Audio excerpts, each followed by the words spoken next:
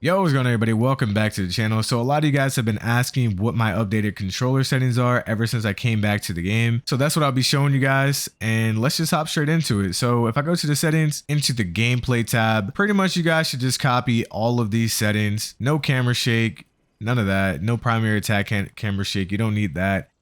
In-game hints and tips, that's really up to you. And pretty much all of these other settings dealing with health bars are the default.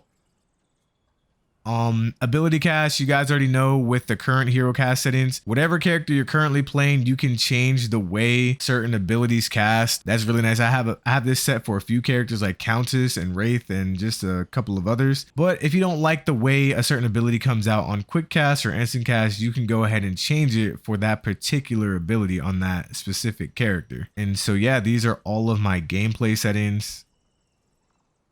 Then for video, I'm on a pretty high-end machine, and I also do play on PC. I'm not on console, although I do play with a controller. These are my settings for graphics and quality. Like I said, you guys can go ahead and pause the screen if you guys really want to check. Make sure you guys have motion blur off. Please do not have on motion blur. It's just going to make everything look uglier. When you turn and spin, you'll have a blur, which obviously is going to make it harder for you guys to see. This is basically standard FPS stuff. You want to turn off anything that dealing with shaking, motion, vibrations, anything that can mess you up with with your aim. Moving on to audio settings. These are my audio settings. Nothing crazy. Now moving on to what you guys probably came here for, and that is the controller settings. I play on a Scuff Envision controller. A lot of you guys always ask, what controller do you play on? I recently just got the new Scuff Envision with Hall Effect thumbsticks. Now, if you guys don't know, Hall Effect thumbsticks are actually really nice because this is how you get rid of the dreaded stick drift. Basically, Hall Effect thumbsticks uses magnets and sensors, which means there's no rubbing or friction like with the standard potentiometer thumbsticks that most controllers come with. The Hall Effect thumbsticks have kind of been changing the game over the last couple of years, but the problem is most controllers like, the DualSense Edge, they don't necessarily come with Hall Effect thumbsticks.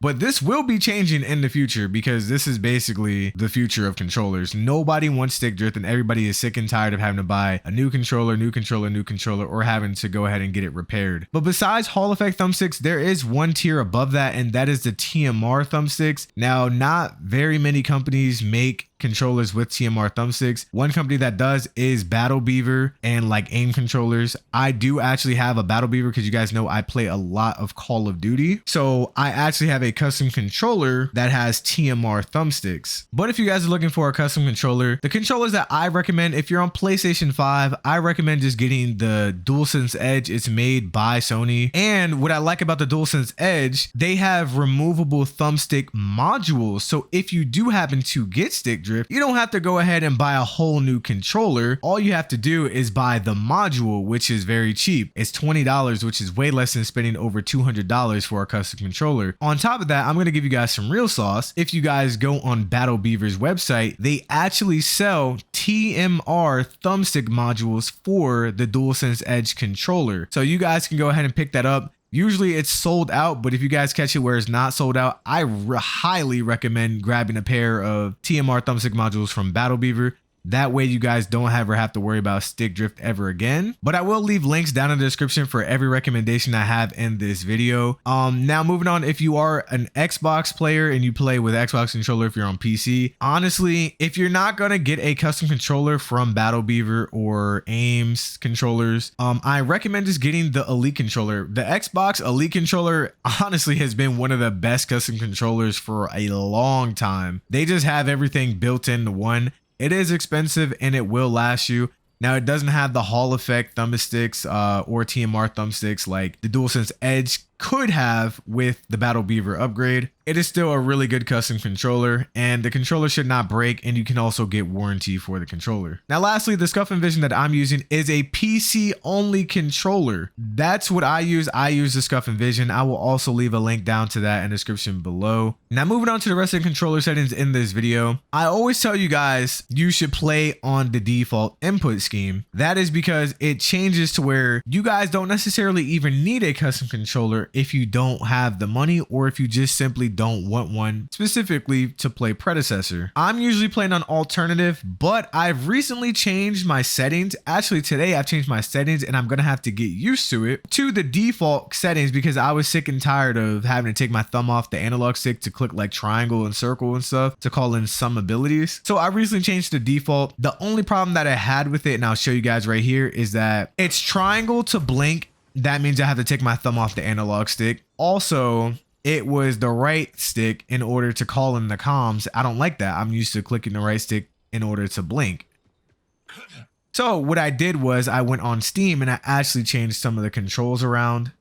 And I'll show you guys what I changed around in a second. Let me get back to the rest of the controller settings. So real quick, I have the acceleration on 400 milliseconds delay. I used to have it on 500, but 400 just feels slightly better. Acceleration strength, I have it at 3. You guys can put this anywhere between 2 and 3. You will be perfectly fine, trust me. And then lastly, for those settings, I have a 6.6 sensitivity.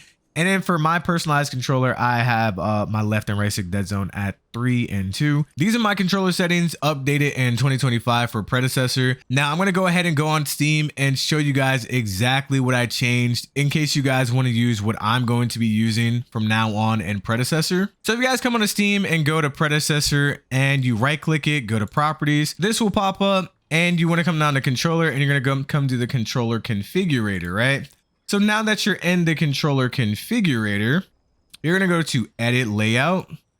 And essentially what I have done, I changed the joysticks in order for my left stick to basically behave like the right stick. So I could call in the minimap and comms. So I can ping on the minimap and comms. And then I also want it to behave like the left stick as well. And that's pretty much so when I go into the item shop, I can still get to the bottom menu if you're on controller in order to navigate through the menu a whole lot faster. And then for my right stick, I have it set to act like the Y button so I can blink with my right stick like I'm used to on alternative. And those are the only two settings that I've changed inside of Steam. Now, those are the only two settings that I changed inside of Steam. I do recommend having back buttons, some sort of back button custom controller, whatever you guys have, in order to map the jump button to the back button. That is the only non-negotiable that you must have, no matter what you map your second back button to, or if you have multiple, map them to whatever you like. But one of my back buttons is always set to X so I could jump.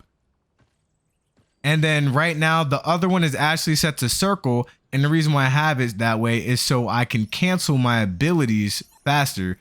And if you guys don't like that, because in order to pop up your level up screen, you have to hold circle. So I just have that set to my back button. But if you guys don't like that, you can set your second back button to whatever you like. For me, this works out perfectly fine because I just know for a fact, if I go ahead and try to cancel it with L2 like I'm used to, it'll just call in an ability.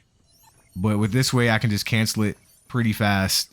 But yeah, guys, I know this video was a little bit long-winded. I was trying to explain everything. Hopefully you guys found it helpful and insightful. And let me know what controller settings you guys are using. Let me know what you guys have your sensitivity set to, your acceleration is set to, down in the comments below. Make sure you guys go ahead and check out the controllers that I recommended down in the description below. And I'll catch you guys in the next one. I'm out. Peace.